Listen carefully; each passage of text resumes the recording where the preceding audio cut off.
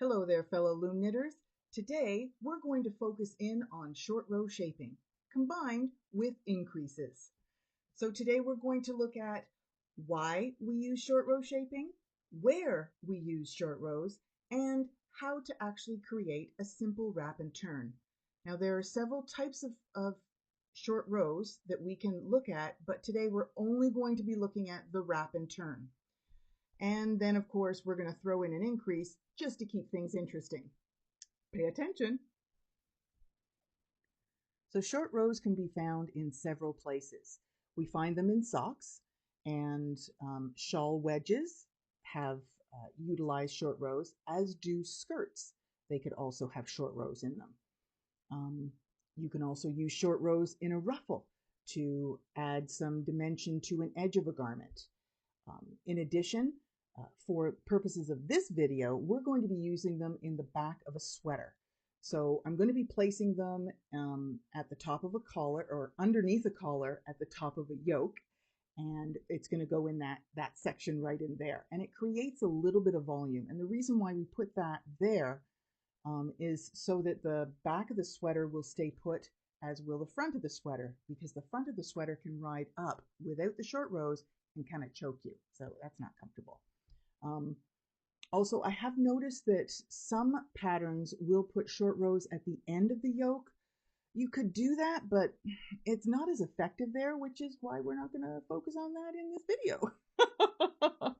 As far as the how-to, I find the show and tell approach is the best way to show you and tell you about short rows. So let's go down and take a look at what's on the loom. Knit. So I'm going to knit the first peg on this marked link, and then I'm going to wrap and turn the second peg to change directions and come back over here and process this wrap and turn the same way, knitting this first peg and then just wrapping and turn the second peg, and that way it'll be a balanced line. Most short rows are begun in the back, or the center of the back rather. So just moving on over here with my E-wraps, here's my first peg, here's going to be my wrap and turn peg. And I will work those E-wraps, but you'll notice I didn't touch the wrap and turn peg. I'm going to leave 2 stitches on there. Then I'm going to come around and changing direction, I'm going to move over to the next marker for the short rows, again leaving that one, and I will work the E-wraps in between. Short rows can be made of any stitch. I just chose the E-wrap because it's a quick one for me to work. So here I am. You'll see the 2 there. So my first short row has got 2 pegs on it.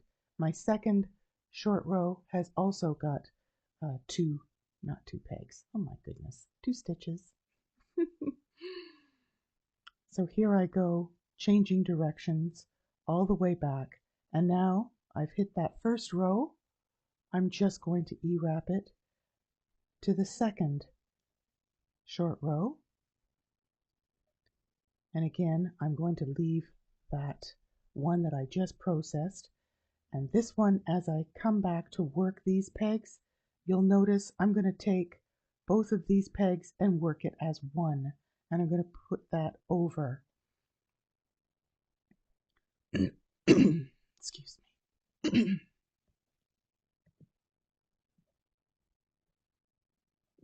I'm not going to work this peg over. I'm going to leave those 2 stitches as I did over here. So here I am wrapping and turning on my second short row, and I'm going to change directions over here. Again, moving past that short row that I just did before, and again, I've just wrap and turned on that second peg. I'm going to work the first peg, anchor that stitch down, and again over here I'm going to take both of those stitches as one and move it over top. So that would be So now I've actually done 2 short rows, but it's balanced itself out across the center back.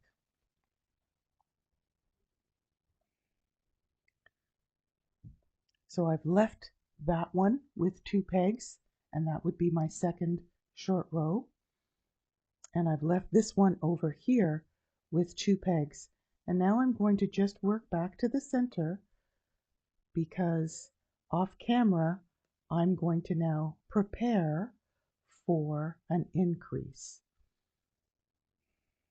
So again, I've left those 2 short rows alone, and when I prepare for the increase, we'll come back and you'll see what how I'm going to proceed with the increase and the short rows together.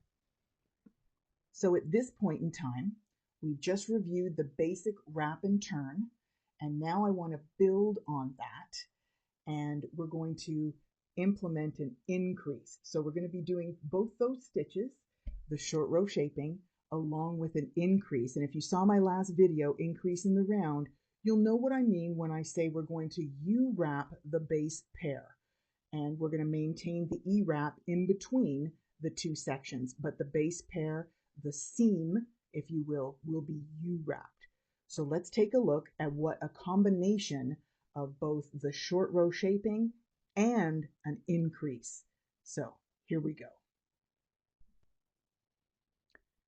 In preparation for the increase row, I wanted to call your attention to 3 things I noticed off camera.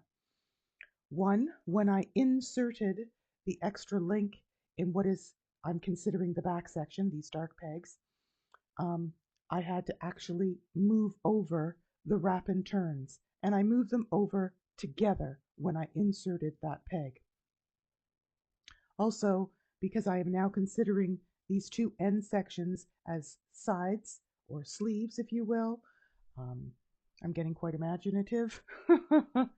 I'd like to notice that when I go towards the left, this peg is considered, this light peg is considered the second peg in that increase.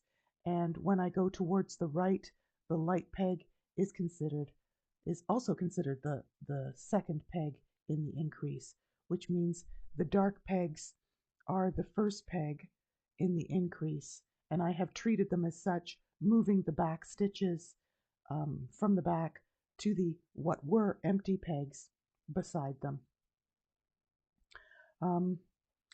The third and final thing that I wanted to call your attention to was, here is a 3 peg link.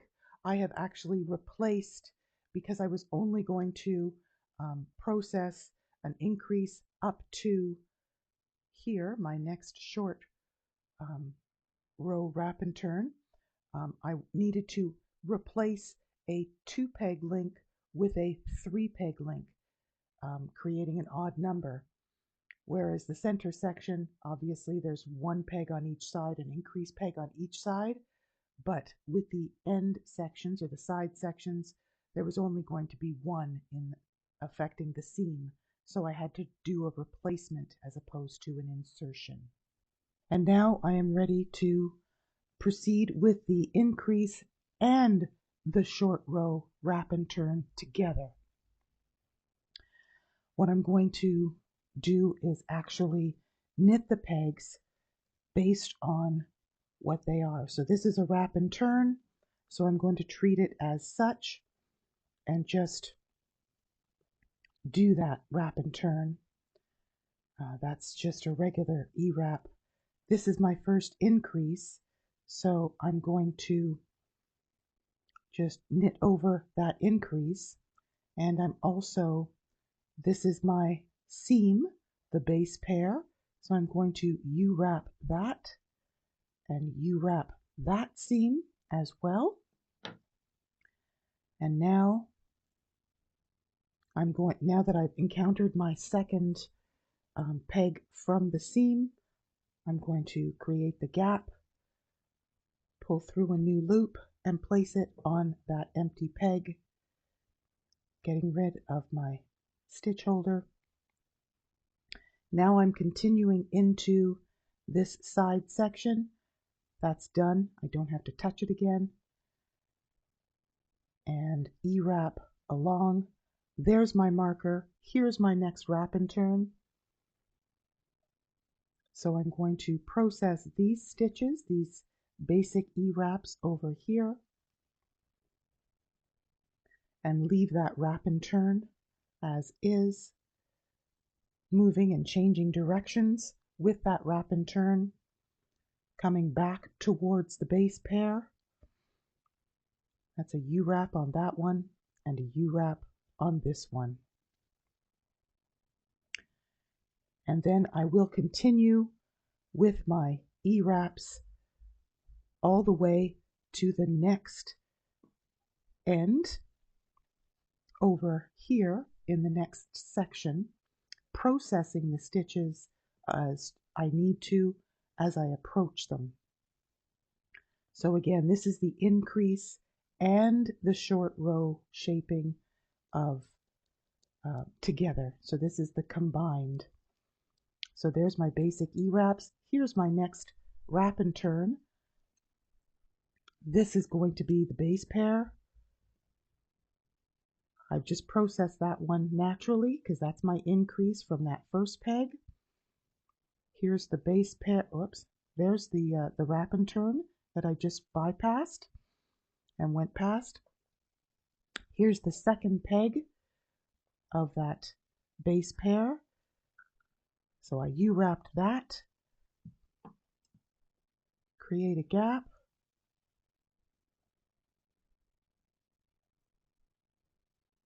a new loop, moving on. And that is where we encounter the next wrap and turn. So you can see I processed each peg as it needed to be processed, and now I'm ready to wrap and turn, change direction again, and I've now balanced out from one end to the other my short rows. And there you have it. Today, we focused in on short row shaping as well as increasing in the round. I know we didn't actually do it in the round, we did it on a panel, but we created the increase as if it were in the round. So just to recap, we focused on where to implement short rows, when to use them, why we use them, and of course, how to create just a basic wrap and turn. So if you found this video helpful at all, please like and subscribe and leave a comment because I do like to chat. But seriously, leave a comment if you've got any questions or concerns. I'm here. You know, we can level up together. So until next time, I'm Stacy from Stitches by Stacy, and I'm wishing you the focus to deliberately learn something new and the confidence to implement what you've learned. Thanks for watching.